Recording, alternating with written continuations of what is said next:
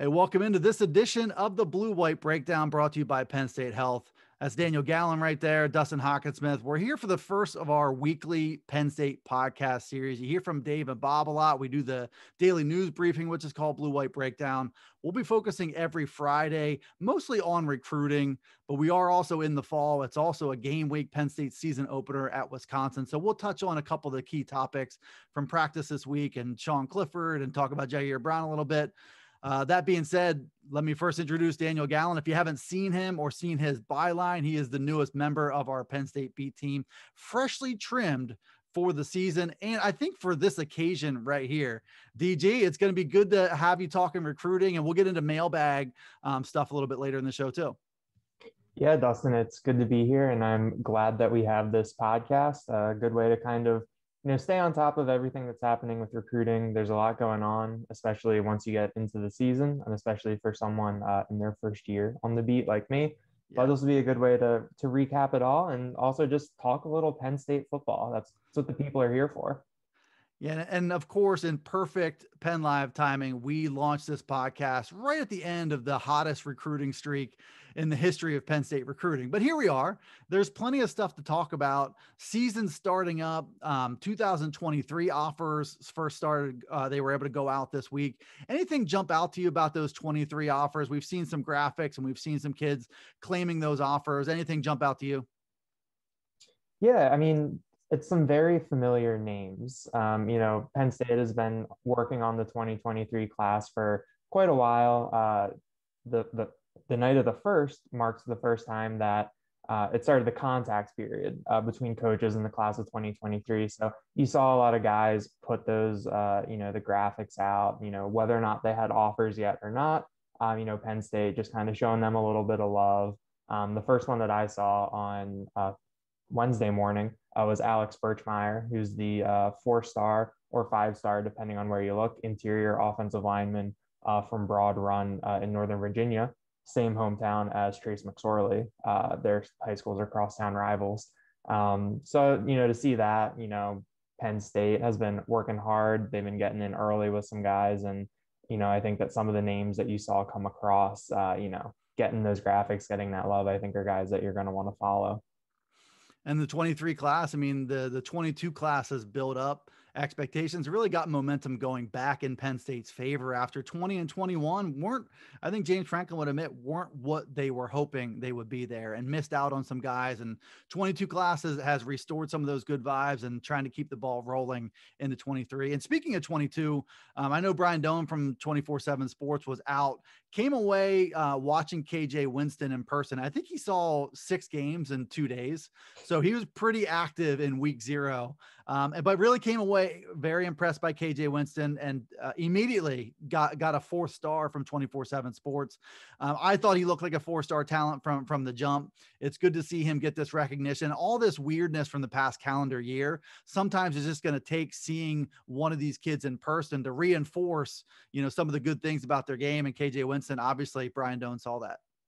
Yeah, KJ Winston is one of those guys coming from DeMatha, outside of DC, down in Maryland. You kind of know that he's going to be ready. He's going to have, coming out of a program like that, there's the pedigree where he will be able, or you expect him to be ready to contribute. And I think when you look at kind of the measurables, I think he's listed at 6'2", 190 pounds as a safety. That's a really good frame. And that's something where once he gets to Penn State with Dwight Galt and that strength staff, that that's kind of the rawness, I guess, the physical tools that you look at that position, and you kind of think, oh, okay, like there's something to build on here. And so, I think that it's good to hear for a kid like that. He was the second to last commit in July, on July 31st. When he committed, he was one of the lower rated guys, but I think we're going to see that a lot in the coming in the coming weeks, in the coming months. Some of these 3-stars getting that 4th-star, guys moving up the rankings, some shuffling. And I think one of the guys who, if you don't mind me taking the transition here, Sure. One of the guys who did move up the rankings is one of the quarterbacks who we want to talk a little bit about today, and Drew Allar, who I think is a top 100 recruit now. He's really someone who has burst onto the scene in the past couple of months, pretty much since Penn State offered him. Yeah, and I think to your point, just the ability to evaluate for these national recruiting services has been so thrown off, just with so many fewer opportunities to do that. But I think even with the 3 stars in Penn State's class, these were Plan A guys. Whatever the recruiting services were calling KJ Winston prior to last weekend, I don't think they're concerned about that. They wanted KJ Winston, really dynamic talent from DeMatha Catholic, a program that's going to have these guys very well prepared to transition to the next level. The fact he got a 4-star, I think, puts some fans' minds at ease. Another 4-star in the class. We have to discuss the fact that Katron Allen, the Penn State running back commit, what do you have, $162 and a couple touchdowns, but he was part of this ESPN Bishop Sycamore debacle. And it's good to see that he was able to get $162 playing against a bunch of 29-year-olds. Yeah, and I think the one thing I read, it was in less than a half too. So, he was really moving. That was one of the things where last weekend I was at my buddy's place in Philly, and we were watching St. Francis play one of the schools from Florida. And they put the lineup out there, and the last one, IMG Bishop Sycamore from Ohio. And I was like, oh, okay, IMG, Katron Allen, you think about all the other guys that are there because it's always stacked all the time. And I saw a Bishop Sycamore, and I was like, oh, I've never heard of that. I knew there was a Sycamore High School, I think in Cincinnati, that has some pretty good athletic programs. But it's one of those things where it just kind of goes over your head, especially now where there's all of these schools that pop up, disappear, that are kind of these factories. And then to kind of wake up on Monday, Tuesday, yesterday, and kind of see how things evolved, it's very very eye-opening. It is a bizarre scene. And it looks like they're just trying to take every back channel to try to become the dirty version of IMG. And from my vantage point, that's mission accomplished for week 0. What a bizarre scene. We're only beginning to hear more, but Katron Allen went out and got his in that matchup. And just as a little preview, I suppose, we are going to be talking about the 2 running backs in Penn State's 22 class, Katron Allen and Nicholas Singleton. Next week, we're going to do one position each week, just looking at what's in the class and how that might fit into the depth chart moving forward. So we'll talk more about Katron Allen coming up. In short, a very good 1-2 punch, different skill sets, but both of these guys explosive in their own rights. This week, though, we're looking at the quarterbacks, as you alluded to earlier. Very good starts for both Drew Allar, who, as you mentioned, moving up in the recruiting rankings, has gotten a lot of love, and for good reason if you look at what he brings to the table. And then Beau Pribula, also, 17 out of 24 this week. He's got a lot of Trace McSorley to his game. And it's not to say that he's going to experience the same thing at the next level, but he's got that kind of moxie to his game. And it's a really good combination. We all know at some point in time how this is going to end with these 2 quarterbacks, because the transfer portal is going to be an option with these guys. Penn State last got 2 in a class in 2019 with Taquan Roberson, who's now the second quarterback, and Michael Johnson Jr., who I believe is now at Florida Atlantic. So they're going to take the quick path to restoring depth at this position and let these guys go head to head. And I think elite quarterbacks, Daniel, just not afraid of that competition. They know they're going to have to compete for everything they get anyway. Who cares if there's a second quarterback in the same class? Yeah, I think that at this point, these guys are very aware of that. And I think almost the transfer portal kind of helps that, where, I feel like guys are more willing to come in and compete because, you have that option there. If things don't work out, if, injuries, whatever else, Penn State could very well bring in a transfer, before next year. So, I think that they needed to restock depth at the quarterback room. Being at practice and seeing Penn State practice, where I think now they have 5 quarterbacks on their roster, but earlier it was only 4.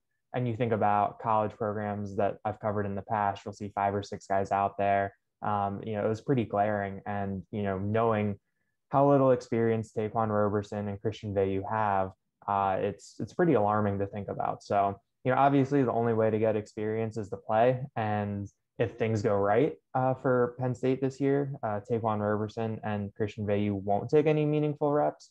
But when you kind of turn the page ahead and you add Allar and Pribula to the room, I think that things are looking much, much better for Penn State. And both of those guys, I think, bring something a little different, but they definitely bring talent to the group.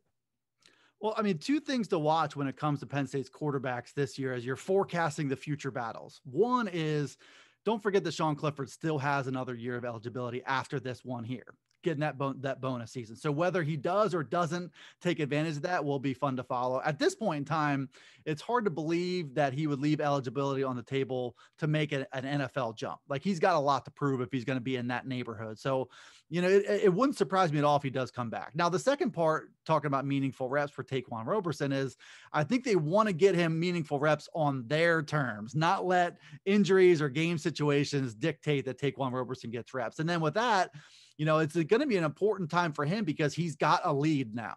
In that race to succeed Sean Clifford, Taquan Roberson has a lead. It's up to him to preserve that lead, whether that's in practice or in game situations, all the above, because these two new guys, as well as Christian Beau, they're going to be coming, and it'll be, the pressure will be on all these guys.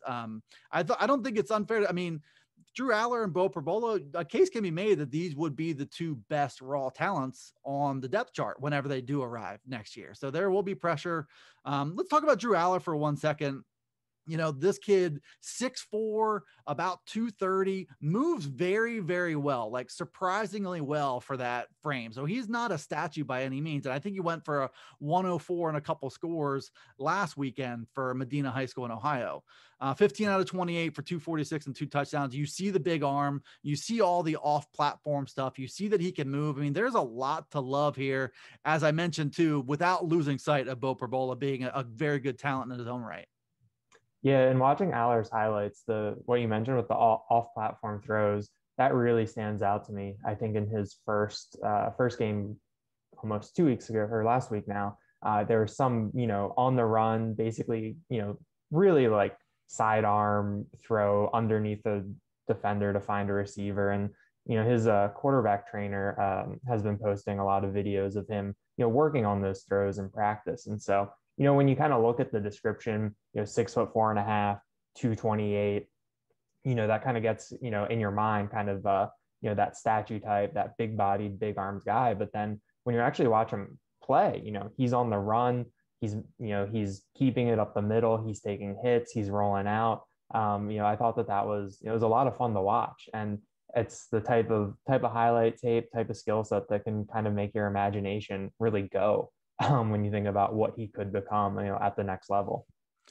And I don't think it's hyperbole to say that he's probably the most toolsy quarterback that James Franklin has recruited here. Just the raw tools, arm strength, mobility, all that stuff. So it's interesting just looking at these two guys. Like, Drew Allar was the quarterback that Mike Yurcich had to have. As the first quarterback, I believe, offered when Mike Yurcich got here. So these two, he's the hand-picked guy, moving forward. And Beau Pribula is still going along for the ride, wants it to be known that he is not to be forgotten. He accounted for 5 touchdowns last week. We're going to see a lot of that for him with the Central York team. We're going to see a lot of productivity on the ground, through the air, him just kind of keep establishing himself as an elite prospect. But it's interesting to watch him being Mike Yurcich's guy, Drew Allar. And also, you see some speculation, will Ohio State come along and offer him, late in the cycle? And will that mean anything? So it's definitely one to watch, but Penn State in good position, I think, with both of these guys moving forward. Yeah, I think that, it might be easier for people to kind of forget about Pribula as the cycle goes on, as there's more highlights. But, just kind of looking at him, you kind of mentioned the Trace McSorley, comparisons earlier, but, I think even beyond the physical things is that, Trace McSorley was a guy that when he was here, it was kind of there, he was battling with Tommy Stevens.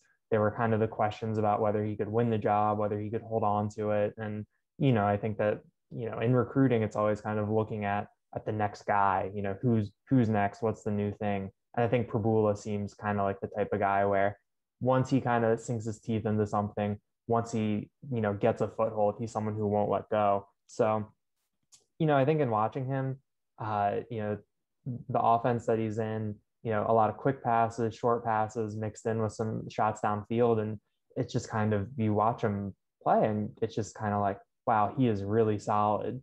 He is making the right read, the right decision, and he kind of has a complete skill set How that is packaged might not be appealing to some people, but it's very clear in watching him. He helped get his team to a state championship last year. So there is a lot there to work with. Let's shift the page here to, what's going on this week going into Wisconsin, and we'll get into our predictions and stuff then. We made those for Penn Live on Thursday morning. Coming out of Wednesday practice, couple things. James Franklin, it wasn't a very well-kept secret. Jair Brown is the starting safety right next to Jaquan Brisker. That's what it looked like it was going to be really since the spring, but no surprise there. They get that Lackawanna punch, the 1-2 duo from the JUCO ranks there.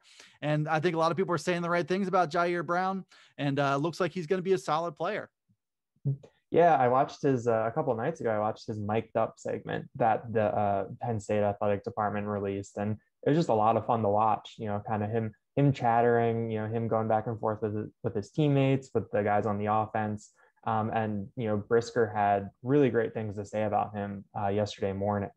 Brisker said that Penn State fans are really going to like to watch him play. That he's raw, that he's quote unquote he's a football player. And that's what people like to see. That's what people want to see. And so I think Brisker, who has known him for a very long time, has pretty high hopes for him. And, I think Brown, it's his second year at Penn State, his second year in the system. I think it's a really good opportunity for him to kind of take that leap. I mentioned earlier, Taquan Roberson. I don't think it was really mentioned again, but James Franklin just saying, used your common sense. Taquan Roberson is the second quarterback, not a big surprise. And on the quarterback thing, Sean Clifford, what do you think as you're standing there and he's talking about being the most confident quarterback in the country? In context, he was listing why he should be confident, his preparation, his team's preparation. But is that something that you took as a positive, or what'd you think about that? I mean, it's one of those things where, I think that the only thing you can take from it is that it's a positive. I mean, if he stands up there and he says that he's not the most confident that he's ever been, or he's not the most confident quarterback in the country, that'll raise red flags. If he says he's the most confident quarterback in the country, that raises kind of your eyebrows a little bit. But, I think that he's someone where he kind of has the fresh start. He is kind of getting, for lack of a better term, a second chance. He was benched last year. His competition transferred out. He was pretty much the guy by default coming in. He gets a new offensive coordinator. So I think that, overall the team has kind of talked about how there's a lot of camaraderie. They're really rejuvenated. They've turned the page from last year. And Clifford has really said that specifically. I think a couple of weeks ago, he said that he wasn't going to talk about last year anymore. So, I think that that's kind of where he has to be, where he needs to be for this team to be successful. He's one of the first 3-time captains in Penn State history. So it must resonate with his teammates, but doesn't mean anything Saturday if, things go wrong and the offense falls apart. So, I think it's one thing to say it, it's another thing to show it. But I was kind of like, well, that's what the quarterback should say. That's what he's supposed to say. Yeah, and I don't think it's arrogance or anything like that. Saying you're confident is not saying I'm the best quarterback in the country. It's just saying I feel good about where I'm at. And to your point, what is he supposed to say? If he went all Eeyore style and said, well, I probably won't get the job done on Saturday, I don't think people would like that very much either. Anything else stand out to you just as you're, the open portion of practice on Wednesday? Anything jump out to you, whether it's Clifford or anybody else?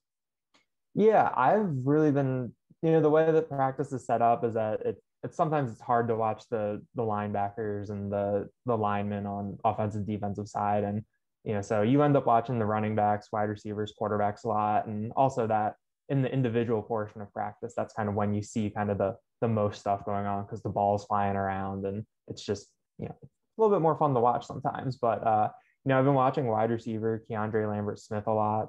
The sophomore appears to be kind of the front runner to be that number 3 receiver, and behind Parker Washington and Jahan Dotson. And he made a couple just kind of, he just looked really good yesterday.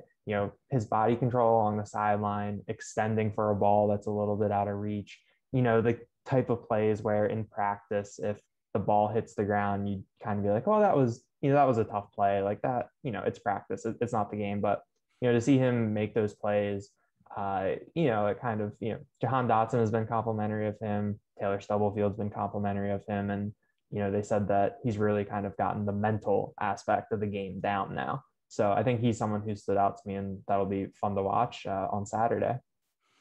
How about Olu Fashanu? He's somebody that you mentioned jumped out to you just with his massive frame. And then earlier this week, Rasheed Walker also got into, hey, look, this is a guy you need to watch as maybe that next wave. And he even said, Rasheed Walker did, that you can expect Olu Fashanu to help this team win games this year. Now we'll see if that comes to fruition, but you're looking for some of these young guys. They've got a nice layer of young offensive linemen. I think you're looking for breadcrumbs this time of year to determine, okay, who might be the next guy. And Olu Fashanu, from your perspective and from Rasheed Walker's perspective, looks like he's got a shot. Yeah, as someone who's new to this team, new to this beat, I've really kind of went into the first couple of practices a little blind. I wanted to see who would jump out to me just based off kind of the eye test without, I know who Sean Clifford is, I know who Jahan Dotson is, but I wanted to see kind of those younger guys who would kind of jump out to me without knowing necessarily who they are, what their recruiting background is. And, I think like my first day, like Smith Vilbert, the 6'6" defensive end, I was like, oh, he looks the part. And he's also someone else who's gotten gassed up a little bit. But Olu Fashanu, I think we're at the Beaver Stadium practice, and just kind of the way that he moved, he was, the way that he kind of controlled his body, the way that he dealt with opposing rushers in one-on-ones, it was very clear that, there's something there. Maybe if he's needs to get a little bit wider before he, steps into a starting role, when you look at guys like Rasheed Walker and Caden Wallace. But, it was kind of, he stuck out to me. And, Rasheed Walker has, brought him up on his own as someone that he'll talk to after reps and that he'll get input from and he'll give input to. And then later, Rasheed Walker just kind of said that, he's someone who's putting it together, a young guy. I don't necessarily know how much your number 3 or number 4 offensive tackle, helps you win games, at least on Saturdays. But it does seem like that he's someone who during the week is really putting it together and, potentially carving out a spot, on the depth chart. Would he be the number 2 left tackle if we were seeing depth charts? I don't know, but he's someone who, if things were to go wrong this year at some point, he's someone that, to have in the back of your mind. Nice to know for everybody. I think that there's a pure offensive tackle who's making the right strides, whether we see him or not this year. Real quick, 1 or 2 keys for Wisconsin. We had kind of the same outlook score wise. You picked 23-20 in favor of Wisconsin. I picked 23-21, thinking a little bit of funkiness maybe with that score. Both of us kind of thinking that this is going to be a tight game, maybe won late, and that Penn State, as of the last time I looked, it was a 4.5 point spread that Penn State will cover, but maybe not quite get over the top. Yeah, it's just kind of, on the road, season opener, Big Ten opponent, new offensive coordinator. It's the type of game where 1 or 2 hiccups will be the difference. Going either way, whether that's a Penn State mistake, Wisconsin mistake. I think that there's just kind of a really thin margin for error there. Penn State does seem ready. They seem really excited, but, I think that going on the road, it's just kind of the circumstances, but I think it's going to be really close. I think there's going to be, a lot of field goals, some funkiness, and, but Wisconsin will, eke it out. Well, you'll soon be on your way there. I wanted to mention also, and I'll give you a chance to maybe answer one of your mailbag questions here too, but you'll be running a mailbag, what is it, every Tuesday, right? So you'll be trying to solicit questions on your Twitter account, wherever, Sunday, Monday, just about the game, about recruiting. One of the things that came up last week was, I guess this week, was Penn State's footprint and recruiting and your initial thoughts of that and trying to take control of that mid-Atlantic region, but especially the state of Pennsylvania, which they've done in 2022. Yeah, it's been pretty stark how much better Penn State has recruited in Pennsylvania for the class of 22. In the class of 2021, Penn State had only 2 of the top 14 players in the state committed. Neither of them are on the roster this year. Lonnie White's playing professional baseball. Nate Bruce left the team earlier this year. And then you look at class of 2022, and there are 6 of the top 10, right there, the Penn State logo next to their name. There could even be another, depending on what happens with Tyrese Fearbry, who decommitted, and is, could go to Pitt, could come to Penn State. That's one to watch.